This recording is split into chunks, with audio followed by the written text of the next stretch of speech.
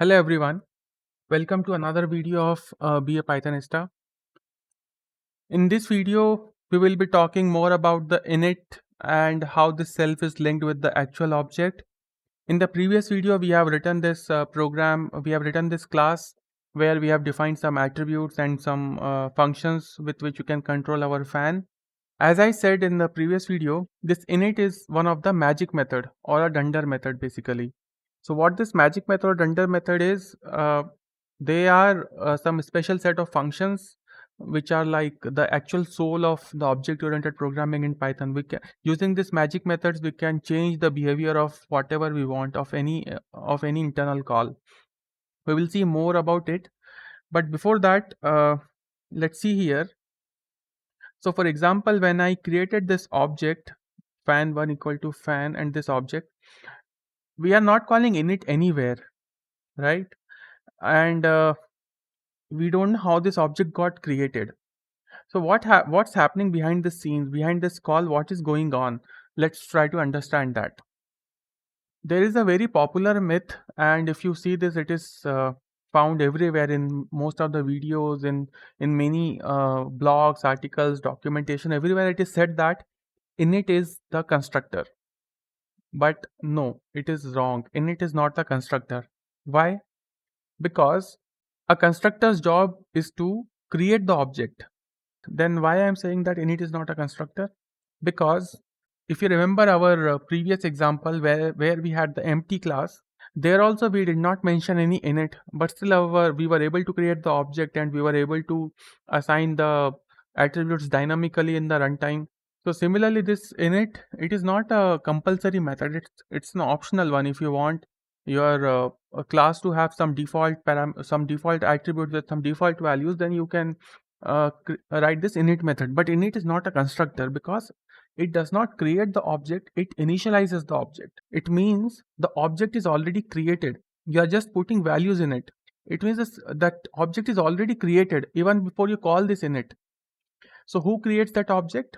That is another method called as underscore underscore new.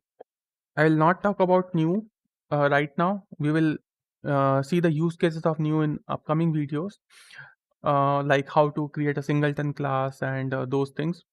So we will see there. But if you see here, this new is actually a class method. And as I told, there are four types of methods in Python: class method, static method, instance method, and abstract method. So far we have seen these instance methods, and this is one of the class method which is internal.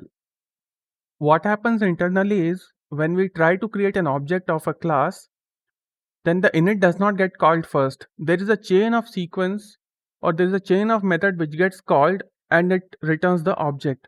So let's see what is that. I'm not going at the meta class level here, but I'll give you an overview how those chain of method gets called. So when we are making this call here, like fan1 is equal to fan, then this fan is actually a class, right? And class is, you can say, a class is also an object of something called as meta class. We will discuss more about meta class later, but just assume that there is something called as meta class, which is like the parent of our class itself. This meta class has a lot of magic methods defined in it. One such magic method which is defined in the meta class is underscore underscore call. So what happens is when we do this fan1 is equal to fan, let me write the steps here. So there is something called as meta class, which is like the parent of the class or parent of all classes, which has these magic methods like underscore underscore call, underscore underscore new, underscore underscore init, and lot of other magic methods as well. So when we try to create the object, first the underscore underscore call is called, and this underscore underscore call, which is a class method, this method calls the method new, and new is the method which is actually the constructor, because new creates the object and allocates the memory for the object. The instance which is created by new, if it is the instance of the class or the subclass, then only the init gets called. So it is the call method only which calls the init as well under certain conditions. When the init gets called, init just assigns the value to the attributes of the object. Or in other words, we can say that init initializes the object by assigning some values to its attributes. Let's see in terms of code how it looks like. It's something like we have this underscore underscore call method which is sitting in meta class. It takes class and star args and star keyword args as arguments, and here then it creates the instance by calling the new method. So the new method gets called with the class and the arguments are passed here. Then it checks if the created instance is of type class or subclass. If it is true, then it calls the init method. So this is all what is happening behind the scenes. We can also call this method like underscore underscore call with our arguments, or in case of fan, let's say it is like color should be black, number of blades as 3, and whatever arguments you want to pass. So this is what is happening behind the scenes, and this arguments which we are passing here, these are the arguments which come here as star args and star star kw args, which in turn gets passed to the init. One question which might come is, if we are creating the instance using the new, then obviously the instance will be of type class only. But that's not always true.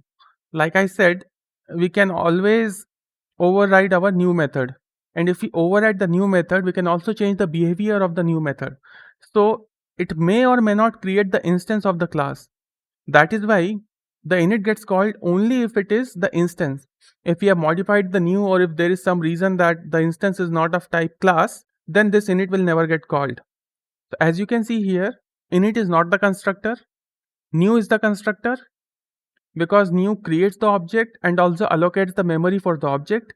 Init is just initializer which assigns the values to the attributes of the object. Now the second thing is, I wanted to talk about this instance method.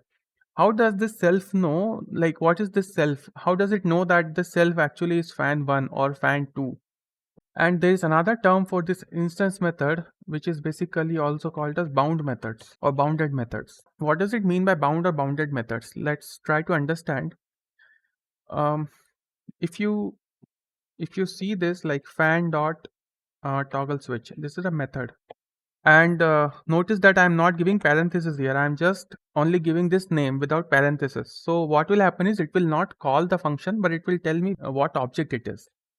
So you see, it tells that it is a function object which belongs to my fan class, and the name is this toggle switch. Toggle switch or set speed, these are the functions which belong to my class. Then how does this object know that I have to or this function exists, or I can call this function? How does it know? What if this function is not a instance method, if it is a static method or something else? How would this object know that I can call this method or not? So what happens when we call this function on this object? Internally what it does is, when we call this function, okay, so let's call this function normally. Okay, this function gets called. So what happens internally is, when we call this function, internally it actually calls a magic method called as getAttribute. And this magic method, it takes the name of the function or the name of the attribute as the value. So here the name of the function is toggle switch. I'll just pass it as a string here, and you see it is returning me a bound method. Whereas if we normally call my method, or if I normally see the method type, it is a function of my class fan. Whereas when I am trying to do it with the fan1 or with my object, it is giving me a bound object, a bounded method object. So what happens is, every time a function gets called, the method gets bounded to the object. It's like putting a cap on someone's head. We can hold this bounded method object in a variable. Let's name it bounded method. Which bounded method I am having here? It is a toggle switch. So now this bounded method is actually my toggle switch, and this bounded method I can call with underscore underscore func call. This is another magic method, and this actually takes my object, and this is what the self is.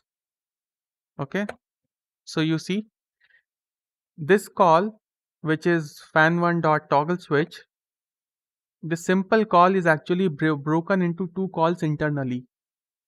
First it gets the attribute of it, first it gets the bounded method of it using this attribute. If it's present, it's fine. If it's not present, then it looks at the class level. At the class level, we can have a static method or class method. We will see those later. Right now we just have instance method, so it checks whether this attribute is present at the instance level or not. If it is present, it is returned as a bounded method, and then that bounded method gets called with this magic method called as func, and here this object is actually passed. In this case, we are passing fan1, so whatever action is happening, it is happening on fan1, and then this fan1 is actually represented here as self. That's why I said this self represents the object. Okay, and that's why if you see here, we are not passing any argument here in the parenthesis, because we are calling this function on this object, fan1 object. So it automatically internally it knows that, okay, I have to call it in this way, and this fan1 becomes the argument when this bounded method function call happens, and this becomes the self here. This is how internally this instance method or the bounded method gets called. So it's good to know what's happening behind the scenes. I hope it will help you understand how this is working internally. In Python, everything is object. Even your methods are also objects. So basically, whatever this is giving me, it is actually returning me a method, right? So I just got this method in some variable and calling that method. That's all. It is same thing. And I'm calling it on which object? My fan1 object. This fan1 will become my self, and I'm calling what? This x, which is my toggle switch object method. So this will get called. That's how it works internally. This one call gets broken down to two different calls. And don't worry about all these magic methods, get attributes, funcs, new, init, so many magic methods. We will discuss all of them in great detail in upcoming videos. Stay tuned. Look out for new videos. Thank you.